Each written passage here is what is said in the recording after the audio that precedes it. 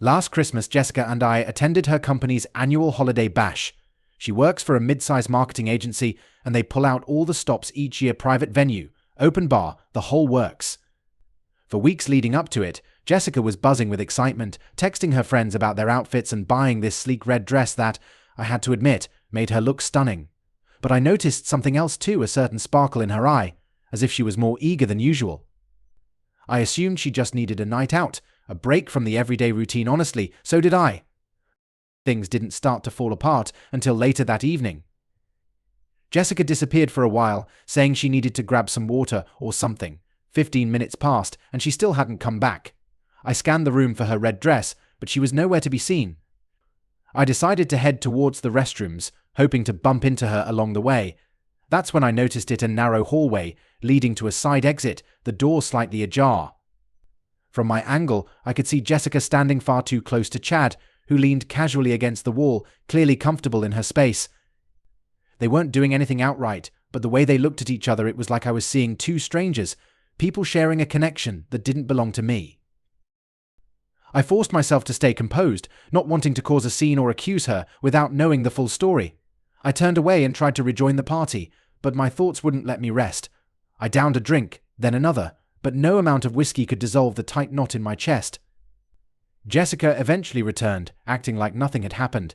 She pulled me onto the dance floor, smiling and laughing, almost as if she was trying too hard to convince me that everything was fine. I played along, feeling like a fool, but that knot had turned into a wildfire in my mind. Hours went by, and the crowd began to thin out. Jessica went to the restroom again, and that's when I overheard whispers from a few of her colleagues, who hadn't noticed me nearby. They were gossiping about how bold Chad and Jessica were for slipping away earlier. One of them even chuckled, calling it their little secret. I felt the blood drain from my face, my heart pounding as if I was viewing everything through a distorted lens. I waited until the party was nearly over, determined not to lose my temper in front of her co-workers. We left without speaking, Jessica, slightly tipsy and cheerful, and me holding everything inside until we reached home. Once we were inside, I told her we needed to talk. Jessica's expression shifted instantly. She dropped her purse and folded her arms, like she already knew what was coming. "Is there something you want to tell me?" I asked, my voice unsteady but trying to keep control. Her reply was sharp. "What's that supposed to mean?" she shot back, suddenly defensive. She narrowed her eyes, letting out a short laugh as if I was being unreasonable. "Chad," I said flatly. "What's going on with Chad?" Jessica rolled her eyes, looking irritated, as if I was the one at fault. She insisted they were just friends, accused me of being ridiculous, of imagining things. She got angry, turning the tables, demanding why I was spying on her, acting like I was the one betraying her trust. I couldn't tell what was real anymore, if I was overthinking things, or if she was just an excellent liar. But then she made a critical mistake. She mentioned the hallway incident, calling it nothing before I had even brought it up. And that was it. The last thread of trust snapped. I met her gaze and said, "If you lie to me one more time, this marriage is over." She didn't even blink, just stared back at me with a cold, challenging look, daring me to take action. At that moment, I realized things weren't just damaged, they were completely shattered. That night after the party, I hardly slept. Jessica stormed off to the guest room, slamming the door behind her, while I lay awake, my mind racing with 1,000 thoughts. It all felt unreal, like I'd been dragged into a storyline I never agreed to. I kept replaying the night in my head, every glance, every whisper, each time her gaze drifted to Chad, like they shared some secret I wasn't a part of. The next morning, I moved through the day in a haze, my stomach tied in knots. Jessica avoided me entirely, stomping around the house, refusing to speak. She had a hangover and made a dramatic show of feeling unwell, using it as a shield to hide behind. I couldn't take it anymore. I needed answers, even if it meant tearing everything down to get them. By mid-morning, Jessica left for the grocery store, and I saw my chance. Snooping and digging through her things wasn't the kind of person I wanted to be, but at that moment, pride was the least of my concerns. I needed the truth. Her laptop sat on the kitchen counter, her phone still synced to it for notifications. There was one message thread I hadn't come across before, an archived chat in an app we never used. It was hidden away, and finding it felt like stumbling upon a secret room in a house I thought I knew completely. I opened the conversation, and there it was, a string of messages with Chad, and they were far from innocent. It began with casual small talk and gradually turned flirtatious, eventually becoming unambiguously intimate. My throat tightened as I read through inside jokes, plans to meet, and talk about getting away with their secrecy. But what hit me hardest wasn't the content itself, it was how she spoke to him.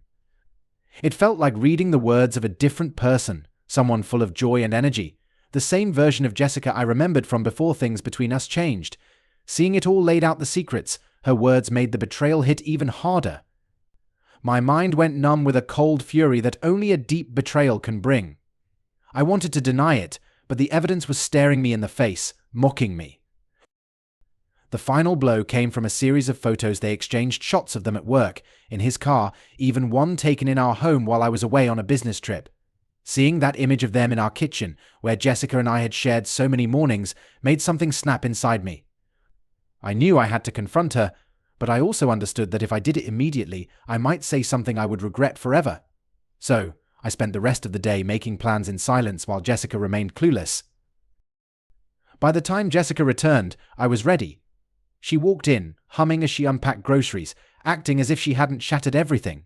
I waited until she turned her back to grab something, then calmly said, "We need to talk."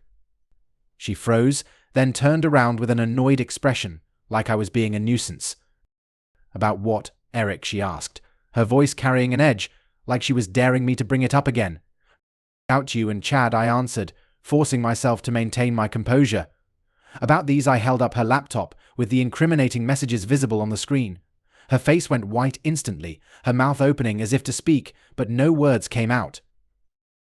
"I don't know what you think you saw," but she started, her voice trembling as she tried to regain control.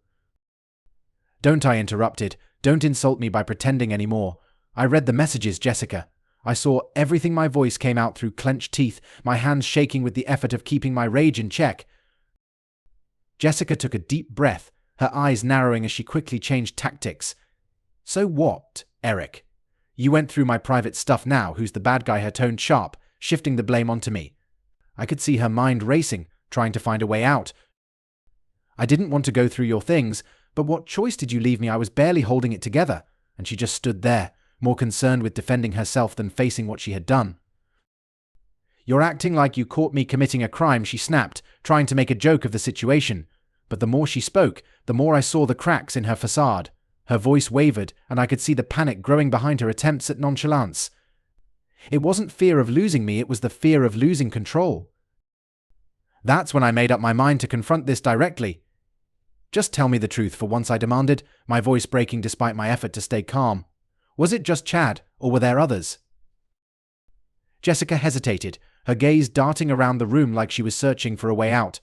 Then, with a look of resignation, she dropped her eyes and muttered, "You really want the truth? Fine. Chad wasn't the only one." Her tone was low and defiant, as if daring me to react. My heart sank. She wasn't even trying to deny it anymore. It was as if something had snapped inside her too, revealing a person I no longer recognized, and in that moment I realized I wasn't the man I thought I was either. It felt like the ground was crumbling beneath me, her words dragging me down with them. But I didn't explode, not yet. I turned and walked out of the room, her words echoing in my mind, her defiant, bitter expression seared into my memory. As I shut the door behind me, I could hear her quiet sobs, but all I felt was anger at her for betraying me, and anger at myself for allowing it to reach this point. After leaving the room, I went straight to the garage. It felt like the walls were closing in on me, and I needed space to breathe, to think. My mind was a chaotic mess. Her confession, the months of deceit, the humiliation of how easily she had fooled me, it all came crashing down, and for a moment I thought I might collapse under the weight of it all. I stood in the cold garage, gripping the edge of the workbench until my knuckles turned white. Jessica stayed inside, and I could hear her faint sobs, but it sounded different now, the kind of crying that came more from being caught than from genuine remorse. I used to understand every nuance of her emotions, but now I couldn't recognize anything about her. It's difficult to describe how silent it felt out there, as if the world had gone quiet to give me time to process the betrayal.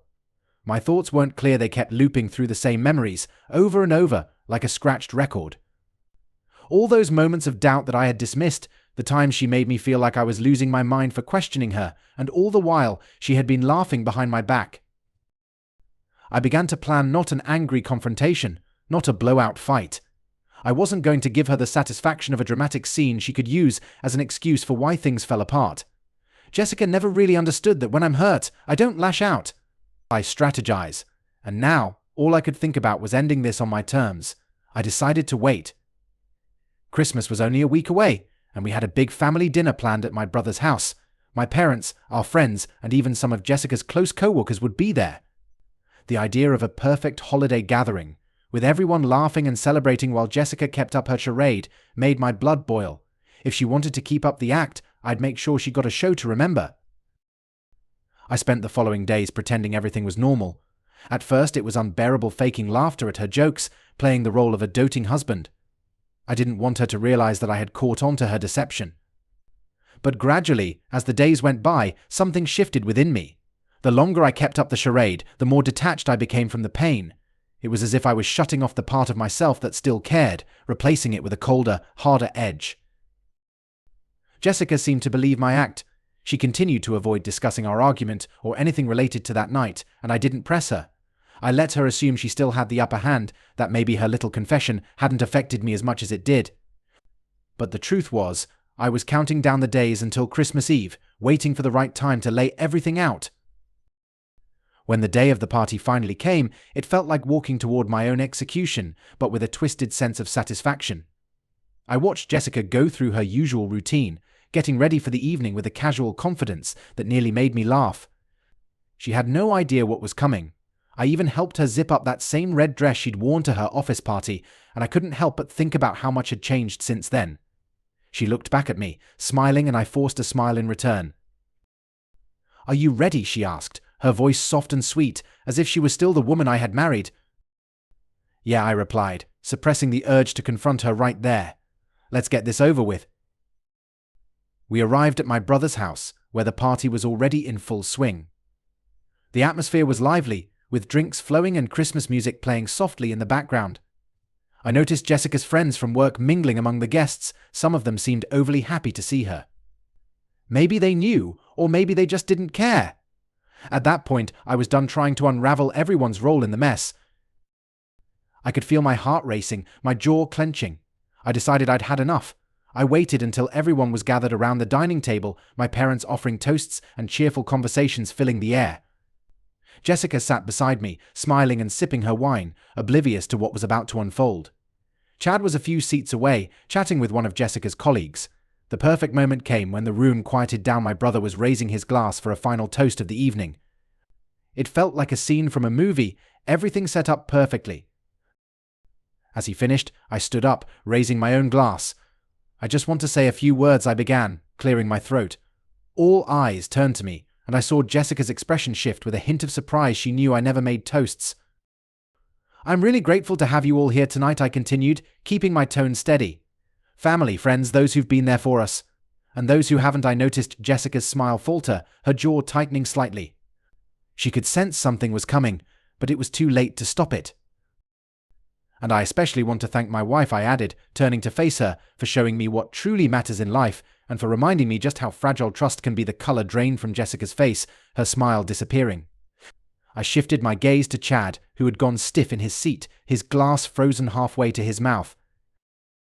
"Jessica, Chad," I continued, my voice dropping as I spoke, "you two make quite the pair." A shocked silence fell over the room. Jessica's hand shook, and Chad's eyes darted around the room, searching for a way out. They both tried to speak, but nothing came out. The quiet was so intense you could hear a pin drop. "What's going on?" Eric, my brother, asked, confusion heavy in his voice. "Just airing some grievances, that's all," I replied, turning my focus back to Jessica. Her eyes were wide and glossy, her lips trembling as she searched for some excuse or lie that might save her, but she had run out of stories to tell. As I stepped outside, a chill cut through me, but it wasn't just the December cold. It was the weight of everything I had left behind in that room. My phone buzzed in my pocket, but I ignored it, focusing instead on the sound of snow crunching under my feet as I walked down the driveway. It felt like a curtain had finally dropped, revealing the wreckage of the life I thought I knew. I reached my car and sat inside, breathing heavily. The adrenaline began to fade, and the reality of what I had done started to sink in. I drove aimlessly for a while, unable to go home. Our house no longer felt like a refuge, it felt like the scene of a crime. The only place I could think to go was the park where I used to run early in the mornings. I parked there and sat in the car, the quiet almost suffocating. I thought I'd feel relief, but instead, a heavy weight settled over me, the burden of years, memories of happier times blending with the bitterness of betrayal. About an hour later, my brother's name flashed on my screen. I knew I couldn't avoid him, not after the way I'd left. When I picked up, his voice was filled with concern and confusion. "Eric, what the hell was that? What happened?" I sighed deeply, struggling to find the right words. "It's complicated, Dan. I didn't want everyone to find out like that, but she left me no choice." "I'm not coming back there," Dan, I said firmly. "Not tonight." He hesitated before speaking again. "Look, man, just come stay with us, okay? You don't have to go through this alone." I thought about it for a moment. Dan and his wife had always been supportive, but right now I couldn't face the pitying looks and concerned questions. "I appreciate it, but I just need some time alone right now," I replied. Dan was quiet for a beat. I could sense his hesitation before he finally gave in. "Okay, but if you need anything, you know you can call me, right?" "Yeah, I will," I answered, knowing full well that I wouldn't, at least not tonight. When the call ended, I felt an odd emptiness, like I was caught between two worlds, the one I used to live in and the one I had just torn apart. But that sensation didn't last long, because soon enough, Jessica's flood of messages started again, coming one after another. "I love you, Eric. Please, just let me explain. It wasn't serious with Chad, I swear.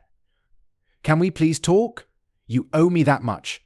I made a mistake, but we can fix this. We've been through worse." The nerve of that last message made my blood boil. Worse, in her mind, this betrayal was just another rough patch, like a disagreement over bills or a tough period we could overcome. It hit me then just how far apart we were in understanding this. To her, it was a problem to manage, something to maneuver around. To me, it was the end of everything I thought we were. I threw my phone onto the passenger seat and closed my eyes.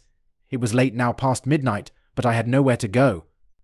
My mind began replaying all the moments that had led up to this, like pieces of a terrible puzzle I had been too blind to put together. The night she stayed over at Friends, the unexplained charges on our credit card, the sudden changes in her appearance.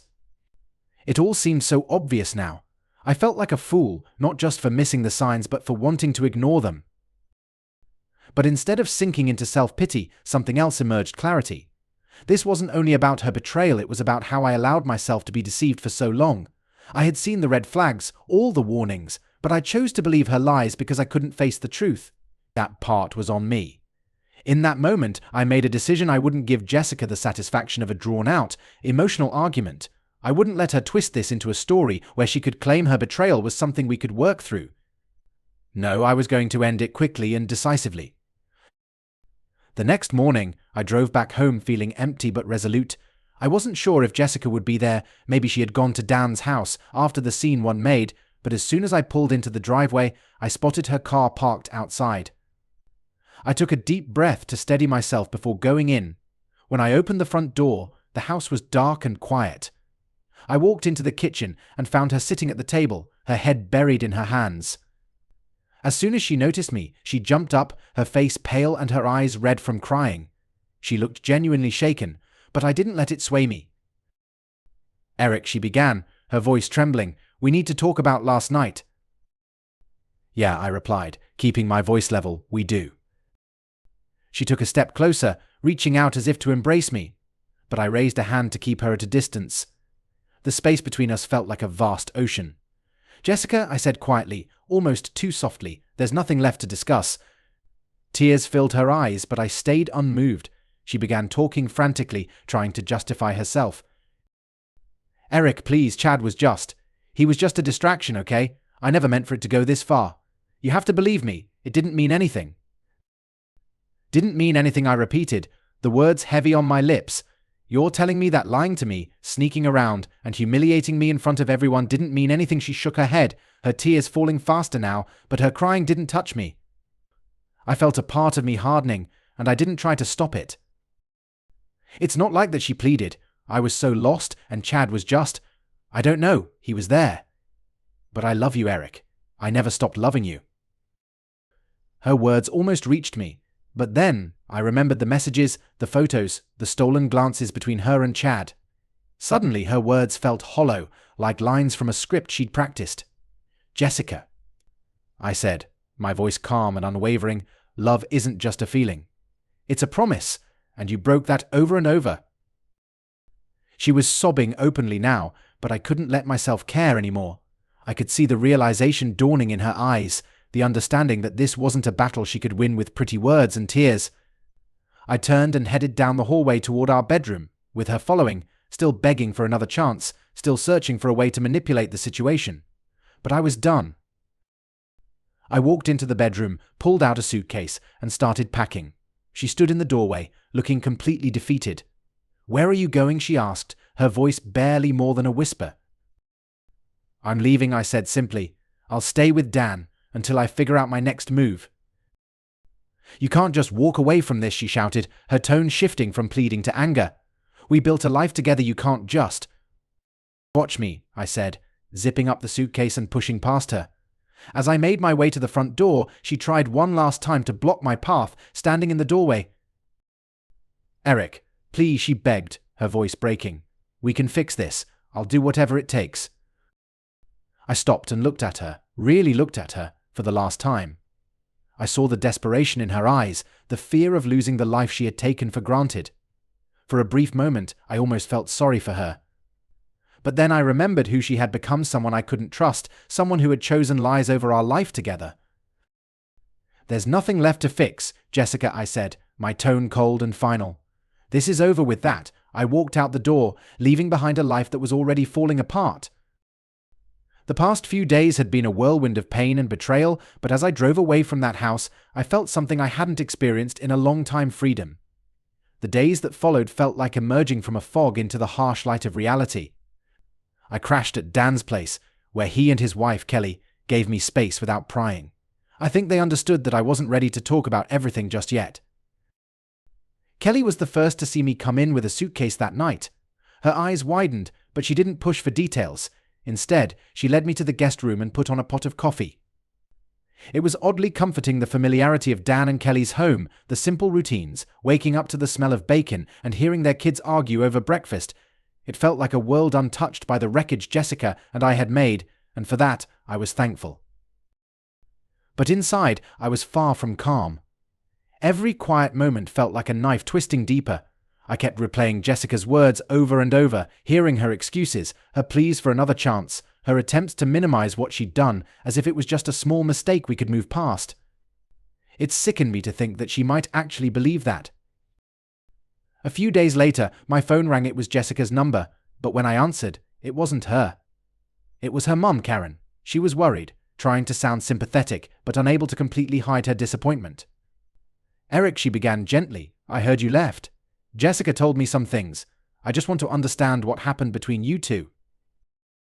I took a deep breath, trying to keep my frustration in check. Karen wasn't to blame for this mess, but the last thing I wanted was to explain the situation to Jessica's mother. "Karen," I replied, "it's complicated, and honestly, this is between me and Jessica." "She's not doing well," Karen pressed. "She's heartbroken, Eric, and you know she loves you." I almost laughed at that. Jessica loved me. If what she did was love, I'd hate to see her version of betrayal, but I didn't want to argue with Karen. I just needed her to understand that this wasn't something that could be fixed with a heartfelt talk. "I appreciate your concern," I said, trying to keep my tone respectful, "but there are things Jessica did that can't just be forgiven." She sighed heavily, likely realizing I wouldn't share more. "Just think about giving her another chance, Eric. People make mistakes." "Not mistakes like this," I said quietly, then hung up before she could respond. It wasn't the last call. Soon, Jessica's friends started reaching out too, some offering sympathy, others trying to mediate. One of her closest friends, Sarah, even attempted to convince me that it was all a misunderstanding. She said things like, "Jess told me everything, and I think if you just listened to her, you'd see it's not as bad as you think." It felt surreal, hearing people I once considered friends almost downplaying what Jessica had done, as if Chad and whoever else she had gotten close to were minor bumps in our relationship, not the gut-wrenching betrayals they truly were. I wanted to scream, to make them understand how deeply it hurt, but I knew that would only give Jessica more opportunities to paint herself as the victim. As the weeks passed, the festive season faded into the cold grip of January. I met with a lawyer to explore my options, making the reality of divorce feel more tangible. There were practical matters to consider: who would keep the house, what would happen to the accounts, the tangled mess of dividing our shared life. But I wasn't ready to deal with all of that, yet it was still too painful. Meanwhile, Jessica continued trying to contact me. She sent long emails filled with apologies, promises to change, and attempts to rationalize her actions. She kept insisting that Chad was just a moment of weakness, but I knew better. It wasn't just a lapse in judgment, it was a series of choices. Each time she sneaked around, each time she lied, she made the decision to put him before me. One day, I received an especially lengthy email from her. This time, she didn't just apologize, she tried to rewrite our entire history. She blamed me for being distant, for not giving her enough attention, for making her feel unappreciated. She described our arguments, the stress from work, and how it all supposedly pushed her into Chad's arms. Reading it made my blood boil. It felt like she was trying to shift the narrative, to suggest that I shared the blame for her infidelity, as if this was a mutual failing, not her deliberate actions. But that wasn't what broke me. The final blow came in her closing line: "If you still love me, you'll understand why I needed an escape from our life, our marriage." I slammed the laptop shut so hard I thought it might break. I wasn't going to let her twist things any further. I called Jessica for the first time since I had left. When she answered, she sounded hopeful, like she thought this might be her chance to persuade me to come back. But before she could speak, I cut her off. "Stop emailing me, Jessica," I said firmly. "We're done. No more apologies, no more excuses. I've already spoken to a lawyer. The papers are coming." "Eric, please," she begged, her voice tinged with desperation. "Just hear me out. I made a mistake, but it wasn't all my fault. You have to take some responsibility." "Are you serious right now?" I snapped, unable to keep my anger in check. "You're still trying to put the blame on me for what you did." She went quiet, probably realizing this tactic wasn't working. I can't believe you're giving up on us like this," she finally said, her voice trembling. "I didn't give up," I responded flatly. "You did. You just didn't admit it until you got caught." There was a long pause on her end, and I could hear her struggling to find the right words, but I wasn't interested in listening anymore. "Goodbye, Jessica," I said, hanging up before she could respond. After that call, the weight that had been pressing on me finally started to lift. It wasn't gone, not even close, but for the first time, I felt like I could breathe again. I reached out to my lawyer to finalize the paperwork and began making plans to return to the house, even if just temporarily, to sort through my belongings and prepare for the next steps. It felt like I was taking apart a life piece by piece, but it was necessary. I couldn't stay in this limbo forever. One night, I decided to visit the house when I knew she wouldn't be there. She was staying with her mum, supposedly taking time to reflect on her mistakes. As I stepped inside, the house felt strangely unfamiliar, like it belonged to someone else. I wandered through each room, letting the silence wash over me and trying to remember the good times we'd shared there. But it was like trying to hold onto a shadow. Those memories were there, but they felt distant and hollow. When I reached our bedroom, I noticed something on the nightstand: Jessica's wedding ring. She must have left it there, maybe as a final message or a desperate plea for reconciliation.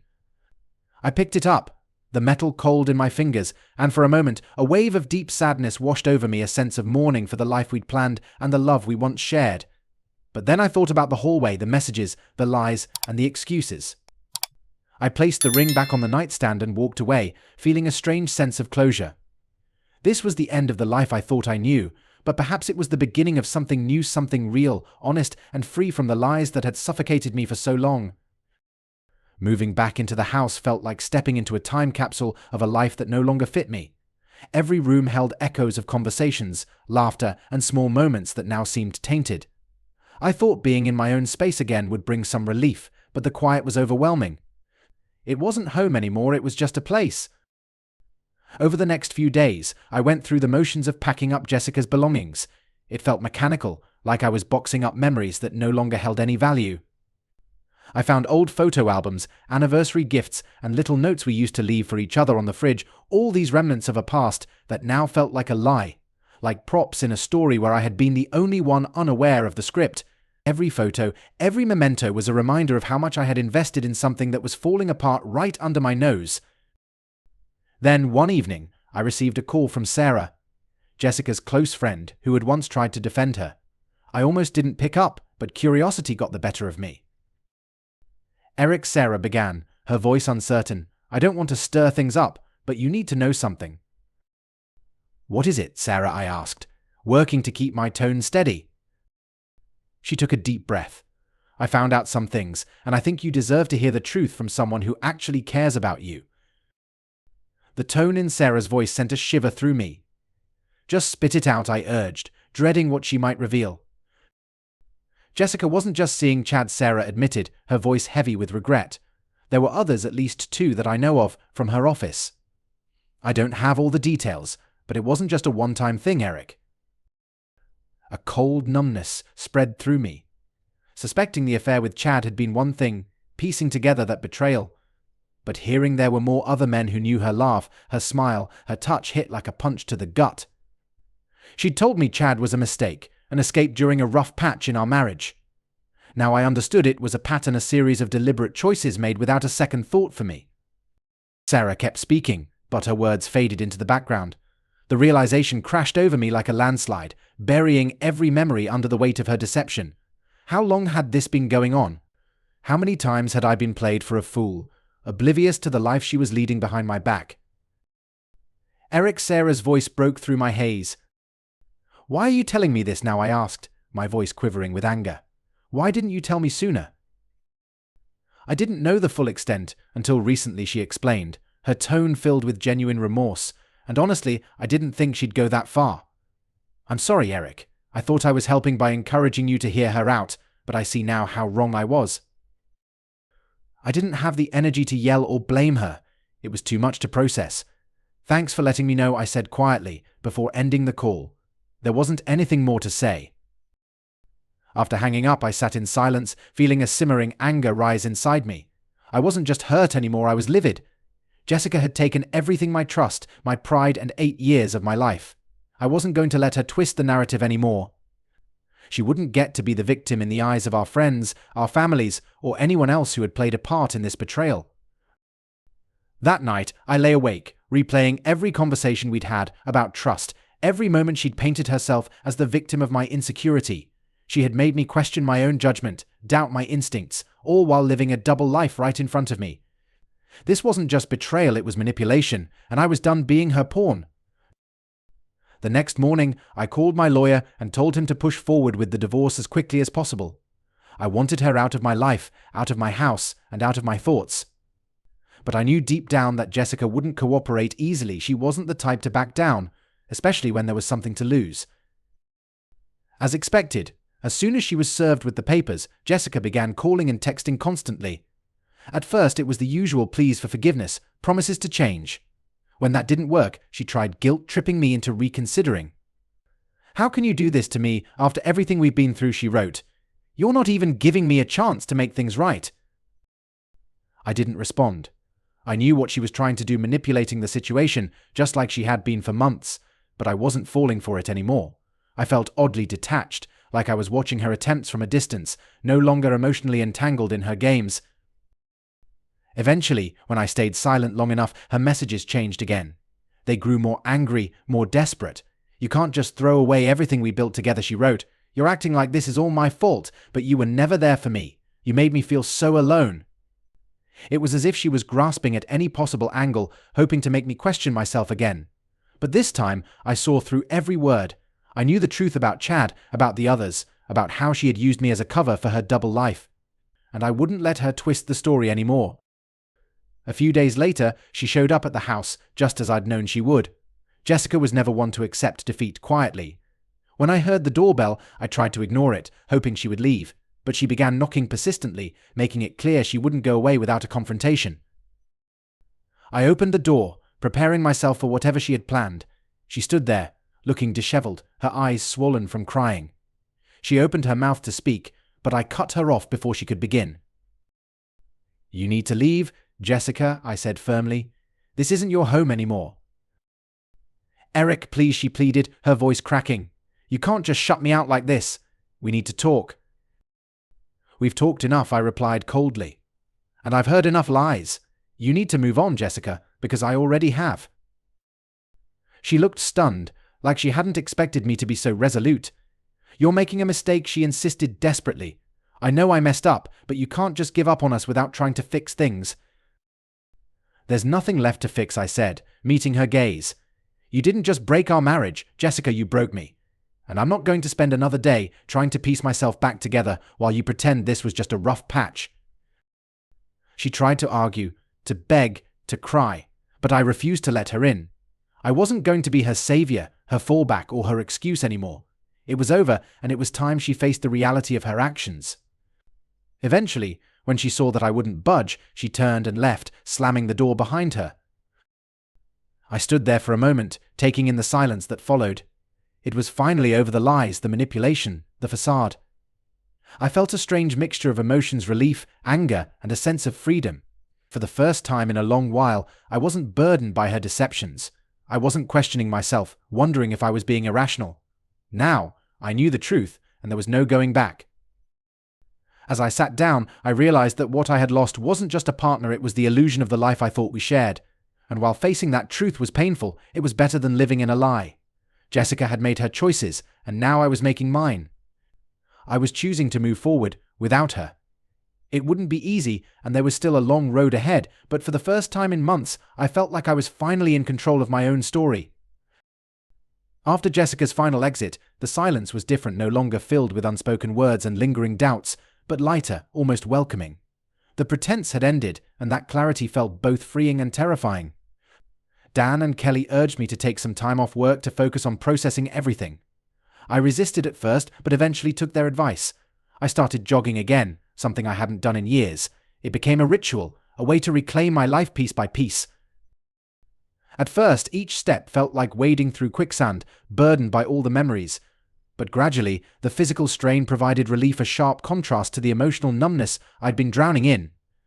My nights, though, were a different story.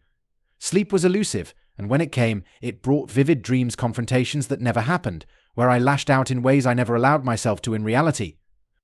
In those dreams, Jessica didn't just deceive, she mocked me openly. I'd wake up drenched in sweat, disoriented, the old rage surging back. Those moments reminded me how much farther I had to go. But each day got a little easier. One weekend, Dan invited me to go fishing, something we used to do often before life got complicated. We packed up early and drove to a secluded lake about an hour away. Being out there with my brother, surrounded by the water and trees, felt like I could finally take a deep breath. We sat in companionable silence for a while, casting our lines and listening to the birds. It was a silence that felt entirely different from the one I'd left behind, calm instead of suffocating. Eventually, Dan broke the silence. "I don't know how you're holding up, but I've got to say, I'm proud of you, man," he said, avoiding eye contact. Dan had always shown his support in his own quiet way, rarely making eye contact during heartfelt conversations. "Most guys would have gone off the deep end after everything you went through," he said. I shrugged, unsure of how to respond. "I didn't have much of a choice," I replied, reeling in my line a little. If I stayed angry, she'd still have power over me. Dan nodded, but I saw a flicker of hesitation in his expression. "You know she's trying to spin this whole thing her way, right?" he said. "People talk, and not everyone's on your side." I expected that.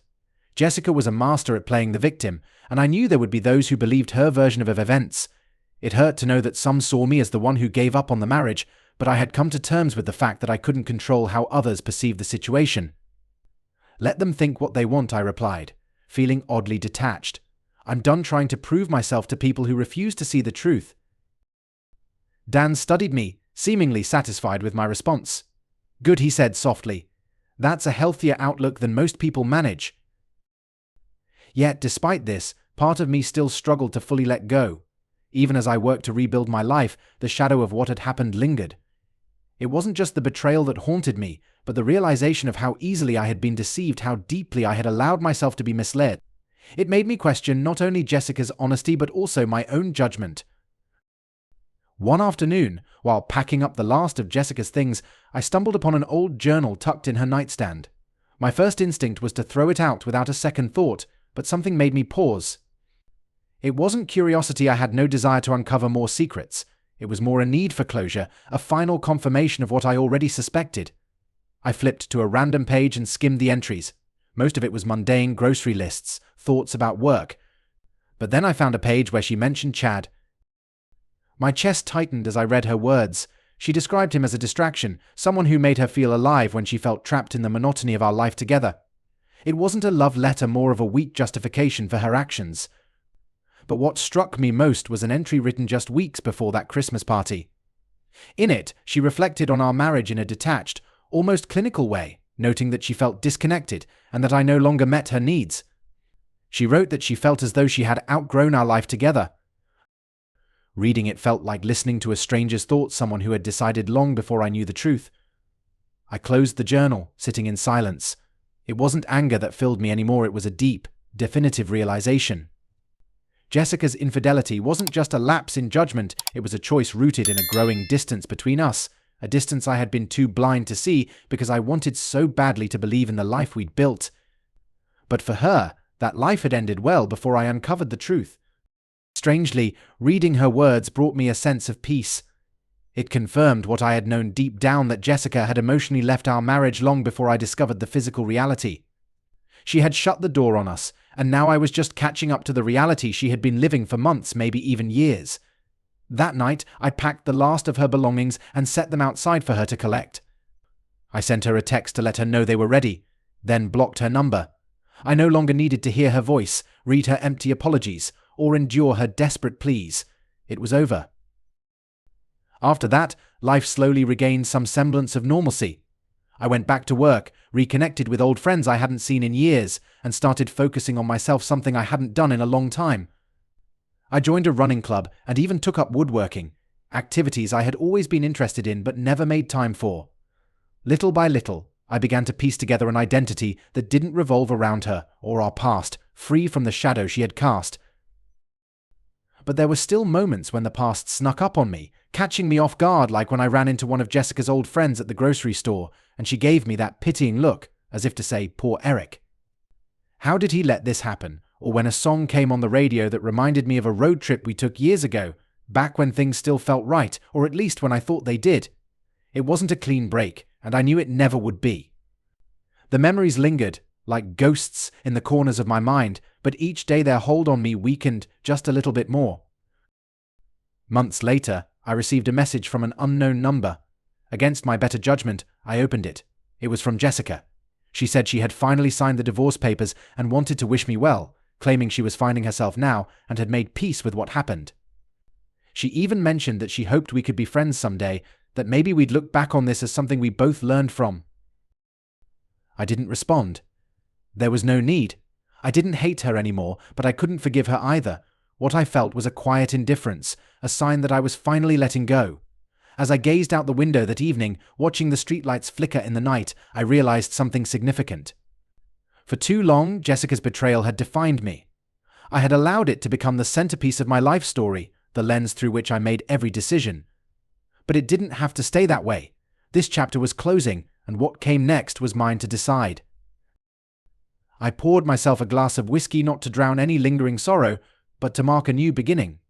I raised the glass in a silent toast to myself for surviving, for reclaiming my own life, and for moving forward. And with that, I closed the door on the past for good.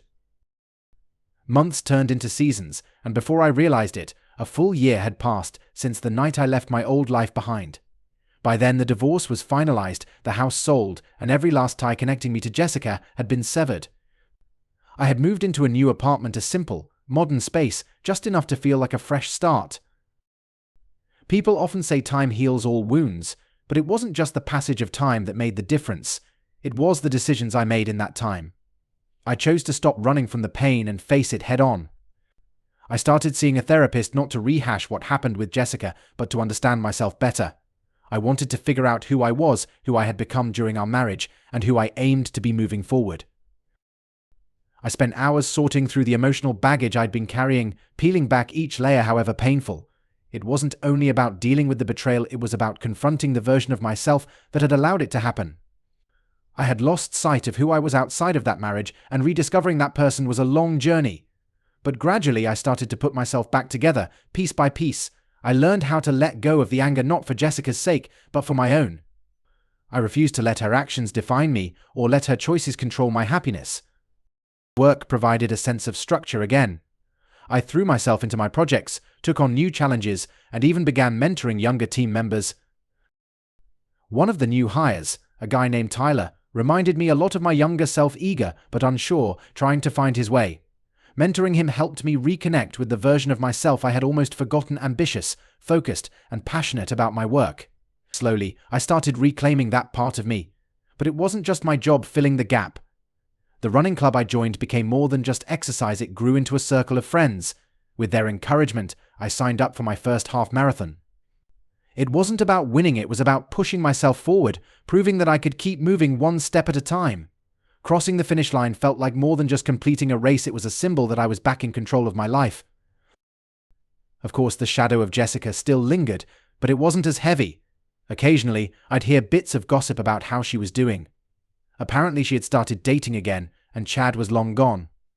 It didn't surprise me, relationships built on lies rarely last. The old me might have taken satisfaction in that, but now I just felt detached. Her decisions weren't my concern anymore. Life wasn't just about escaping the past, it was about opening myself up to new experiences, even when it scared me. One weekend, the running club organized a hiking trip, and that's where I met Claire. She was new to the group, and we struck up a conversation as we climbed a steep trail. There was an easygoing confidence about her, a lightness that I hadn't felt in a long time. At first, I kept my distance, not ready to let anyone in, but as the weeks passed and we kept crossing paths, something shifted. Claire wasn't trying to fix me or dig into my past. She was just there, with her own stories and her own life. She reminded me that I wasn't broken, just healing. One evening, after a group run, we ended up at a bar, talking until closing time. It wasn't dramatic, no fireworks or instant chemistry. It was real and effortless. When she asked me about my past, I didn't feel the need to hide it, but it didn't weigh me down either. I told her the basics, and she listened without judgment. She didn't offer empty reassurances or tell me I deserved better. She simply asked if I wanted another drink. It was exactly what I needed.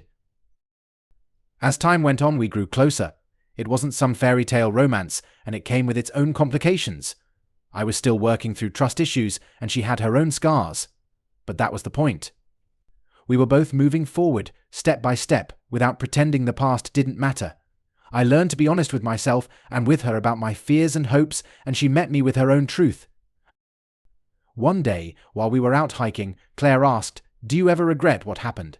Not the divorce, but everything leading up to it." It took me a while to respond.